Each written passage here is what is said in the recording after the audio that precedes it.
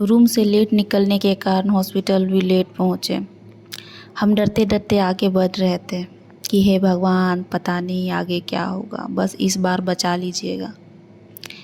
Thankfully आज कोई labour patient नहीं है, वरना बहुत भागा दौड़ी हो जाता। अभी जो पेशेंट दिख रहा है उनका रात में ही डिलीवरी हो गया था। बस 2-4 घंटे रख के डिस्चार्ज पेपर के साथ भेज देना होगा। जो भी हो, डांट तो मुझे मिला, और डांट सुनने के बाद हम अपने काम के तरफ बढ़ गए।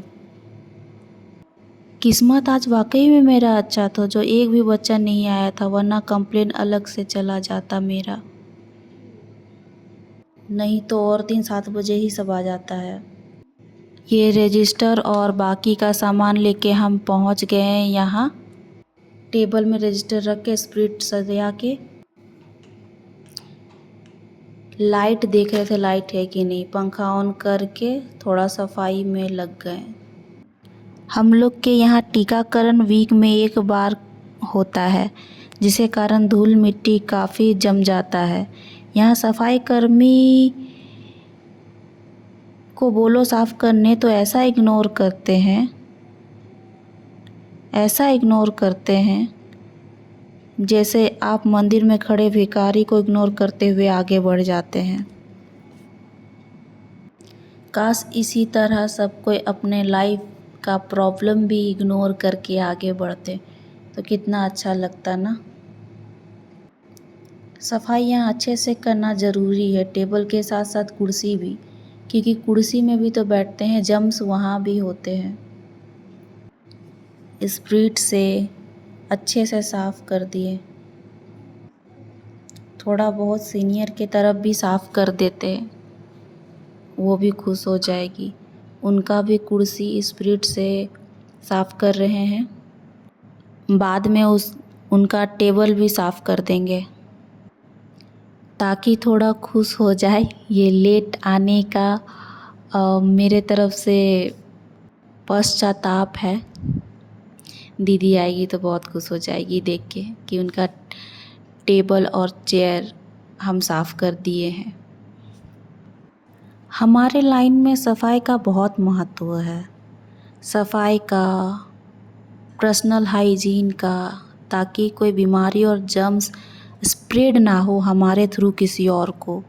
और आज तो वैक्सीनेशन का दिन है जिसमें छोटे छोटे बच्चे आते हैं, और भी सफाई का ध्यान रखना पड़ेगा। यहाँ पर्दा हटा दे रहे हैं, बल्ब नहीं है ना तो बहुत अंधेरा अंधेरा लगता है। सारा सफाई करने के बाद हाथ सैनिटाइज कर ले रहे हैं। कायदे से तो धोना चाहिए, लेकिन सैनिटाइज करके चलता है इतना। यहाँ टेबल सही नहीं लग रहा था तो इसको सीधा करके बराबर में करके हाथ सैनिटाइज कर लिए थे दोबारा। पता नहीं हमको क्या चुल मचा रहता है कि हाथ सैनिटाइज करके दोबारा ये सब सामान छूने का। यहाँ सब काम करके बैठे ही थे कि एक सीनियर आ गई देखने के लिए ये सारा काम हुआ कि नहीं, और जाके दीदी को भी बता देगी ताकि दीदी भी सारा इंजेक्शन लेके आ जाए। ये देखो इंजेक्शन लेके आ भी गई दीदी। अब बारी है सब इंजेक्शन और सिरिंज अलग अलग करके रखने का, ताकि बाद में इंजेक्शन लगाते समय गलती ना हो और झटपट झटपट सब काम हो जाए। क्योंकि यहाँ पेशेंट जब भी आता है तो 60-70 से भी ऊपर आने लगता है, तो उस समय सिरिंज खोजो, फिर दवा खोजो, फिर लगाओ, बहुत टाइम लग जाता है। तो उससे अच्छा जब पेशेंट आने से पहले ही क्यों ना सब अलग अलग करके रख ले ताकि दिक्कत ना हो। ये हमारी पहली पेशेंट आ गई, लेकिन वो अपना कार्ड लेने भूल गई, तो हम लोग उसको भेज दिए, बोले जाके कार्ड लेके आओ तब बाकी का इंजेक्शन लगेगा। और हम यहाँ रजिस्टर में डेट बिठाने लगे। यहाँ हम दीदी को पेज दिखा के पूछ रहे थे कि और लकीर पारने का ज़रूरत है क्या, क्योंकि एक ही साइड लकीर पारा हुआ है। तो दीदी बोली कि हाँ खींच लो, क्योंकि आज बच्चा ज़्यादा आने वाला है। इसीलिए हम भी लग गए।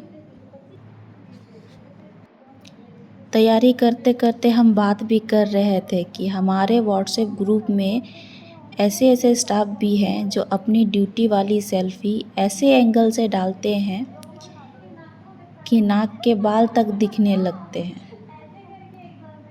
हमारा एक ग्रुप है जिसमें हमें ऑन ड्यूटी सेल्फ़ी लेके भेजना पड़ता है।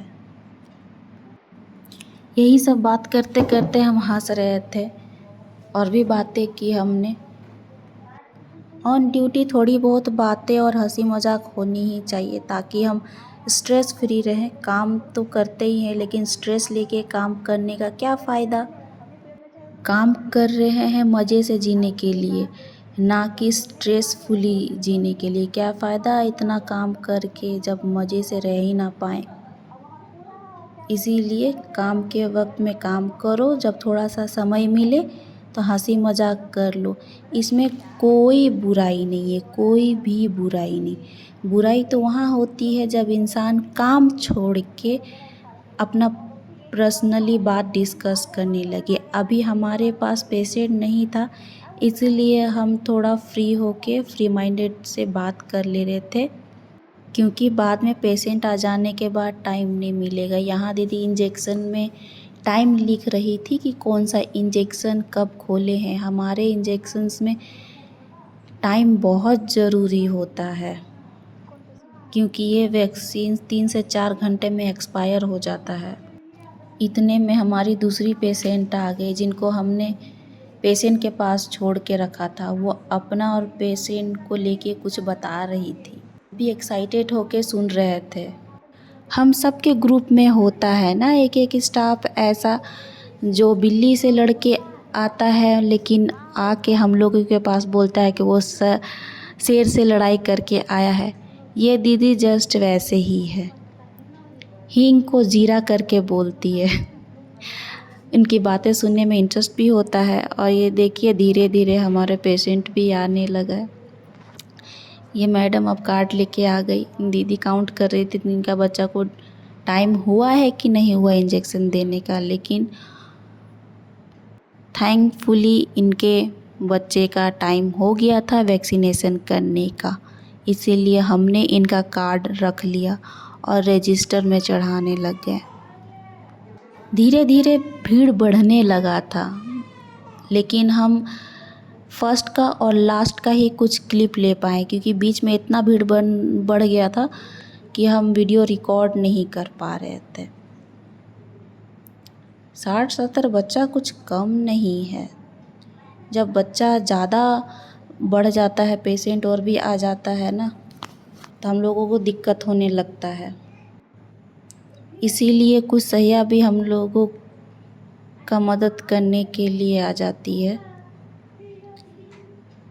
ये इन लोग का भी काम है, जिनका सेंटर हॉस्पिटल से सामने है, जिन सहिया लोग का, वो वैक्सीनेशन के दिन यहीं आ जाती है ताकि हम लोग का मदद कर सके और अपन फ़ोटो खिंचवा सके वैक्सीनेशन देते समय, ताकि अपने ग्रुप में छोड़ सके। ये भी इन लोगों का ऑन ड्यूटी फ़ोटो भेजना पड़ता है ग्रुप में। अब मेरा ड्यूटी ख़त्म हो गया है, सारा सामान जमा करके निकल रहे हैं। ये नियम है कि ड्यूटी ख़त्म होने के बाद सारा सामान हम लोगों को जमा करना पड़ता है। बाहर गर्मी बहुत है, आप अपना और अपना परिवार का ख्याल रखिएगा, डिहाइड्रेट रहिएगा, पानी पीते रहिएगा। और हाँ, अपने साथ साथ अपने छज्जे में पक्षियों के लिए पानी ज़रूर रखिएगा, और घर के आंगन या मेन गेट पे जानवरों के लिए भी पानी रख दीजिएगा, क्योंकि ये गर्मी सिर्फ हम लोगों को नहीं, जानवरों को भी लगती है। इसलिए थोड़ा पुण्य कमाएं और उनके लिए पानी ज़रूर रखें। और ऐसे ही मेरे ब्लॉग को सपोर्ट करते रहिए। मेरे ब्लॉग को आखिरी तक देखने के लिए आपका धन्यवाद। मेरे चैनल को सब्सक्राइब करना ना भूलें।